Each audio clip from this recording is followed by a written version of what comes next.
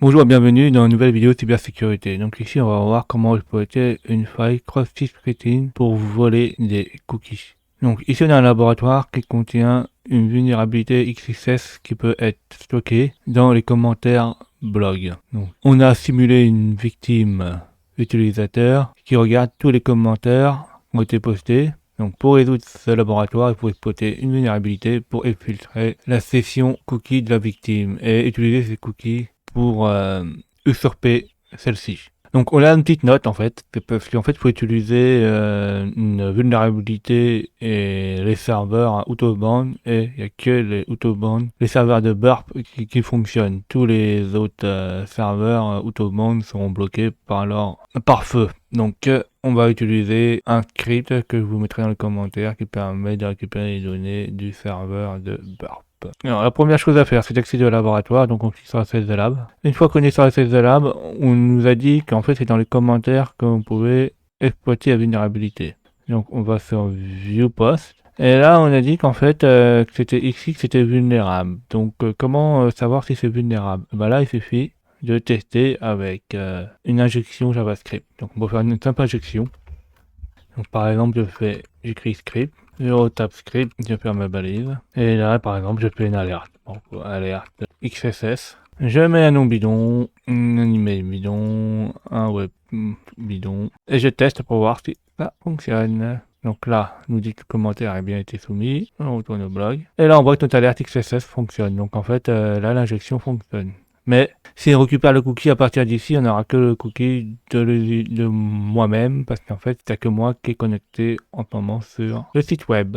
Donc, pour récupérer les informations pendant qu'on n'est pas là, qu'on ne visite pas le site, en fait, il faut récupérer un site tiers qui récupère les données et qu'après, avec OSWASP, on récupère. Donc ça, on va utiliser l'outil Burp Collaborator. Donc, on va demander à OSWASP, à partir d'un script, de récupérer les informations. Donc, comment il faut faire?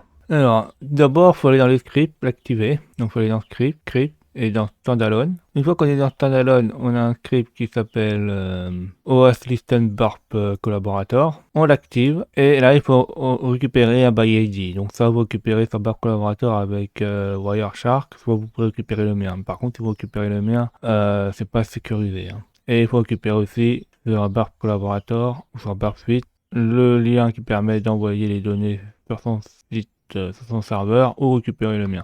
Même chose que je viens de dire il y a 2 secondes, c'est qu'il ne s'est pas vraiment sécurisé, tout le monde pourra récupérer les données. Donc on fait copier, on met le ByID là-dedans. Et une fois que ceci est fait, il nous demande tous les combien de temps il faut rafraîchir la récupération des données envoyées au serveur. Donc nous, par exemple, on peut dire 10 secondes. Donc on met 110 secondes. Là, on voit qu'il n'y a rien. Donc retournons sur notre blog. Et là, ce qu'on va faire, c'est qu'on va poster un commentaire qui va envoyer le cookie sur le serveur Burp Collaborator et que OSWASP, le script, va récupérer ces données-là. On va faire copier-coller là que j'ai mis. Coller. Donc là, HTTP Burp Collaborator subdomaine, ça, il faut le remplacer par l'adresse ou la vôtre ou la mienne. Alors le meilleur, c'est de la récupérer d'un...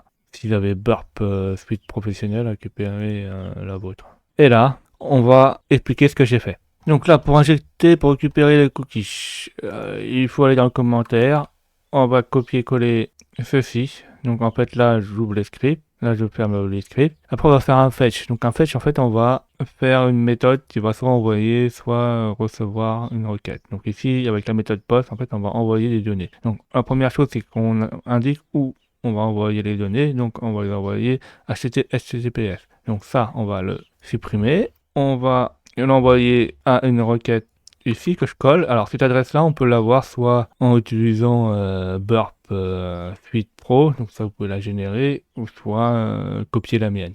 Faites attention parce que le ByID il a déjà été divulgué sur plusieurs sites, donc la personne peut récupérer les informations. Donc ça veut dire qu'en fait vous pouvez l'utiliser que par exemple pas des petits labs ici, mais n'utilisez jamais le ByID, celui-ci, dans des choses professionnelles. Une fois ceci fait, on fait la méthode. Donc la méthode, c'est soit get, soit post. Donc ici on va faire post, parce qu'on veut envoyer les informations vers notre serveur, qui est ici la session cookie. On met la mode no core, donc là c'est la sécurité. Donc no core en fait, on va ignorer la sécurité dans le header. Donc en fait là on n'aura aucune sécurité, donc on aura le droit d'envoyer les données hors de nos domaines. Si ça aurait été par exemple origine, là on aurait été obligé d'être dans le domaine, donc on n'aurait pas pu l'envoyer sur un serveur externe. Et si c'était core, c'est suivant ce qui était écrit dans le header, et dans le header c'est suivant ce que l'administrateur a mis. Donc s'il n'aurait pas mis l'autorisation de mettre hors domaine, ça n'aurait pas fonctionné. Mais nos corps, hein, c'est encore, c'est pas sûr que ça fonctionne tout le temps. Hein. Après, body document cookie. En fait, ça permet d'envoyer les informations du cookie, de la session par exemple, dans le corps de la page, dans le body. Donc ça c'est là que les informations seront renvoyées. Et après, on ferme le script. Là, on met un faux nom, on met un faux mail, on met une fausse adresse et on poste le commentaire. Et là, on voit qu'en fait, des données ont été reçues. Et on voit que par exemple on a un HTML body et là on a un cookie. Mais en fait ça c'est pas le bon cookie en fait. Le bon cookie il est juste au-dessus. On a un secret hein. Et nous ce qui nous intéressait c'était la session. Donc là on a un cookie session qui est valide. Alors comment l'utiliser? Et ben on va faire un copy, il faut le copier. On retourne sur home et on va le modifier qu'on va aller dans my account.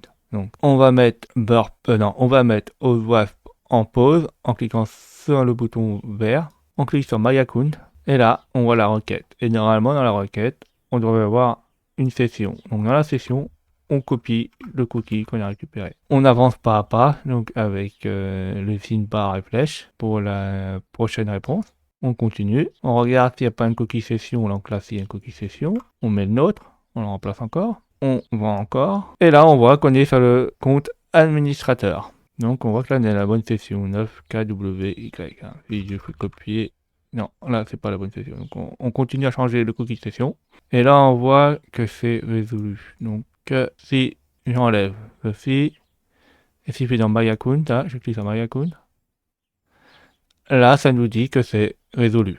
Donc en fait là on a juste injecté les cookies session qu'on a récupéré de l'administrateur qui s'était connecté au blog et a regardé nos commentaires et qui a récupéré son propre session de cookies. Alors ça c'est super dangereux le vol de cookies. Hein. S'il n'y a pas d'autre protection derrière, sur des sites bancaires ou des choses comme ça, ou des sites marchands peuvent faire dévalider son compte. Hein. Donc faut faire super attention à ce genre de choses. Et c'est juste une faille XSS qui a permis de faire ça. Merci d'avoir vu cette vidéo, n'oubliez pas de mettre des pouces bleus et de vous abonner.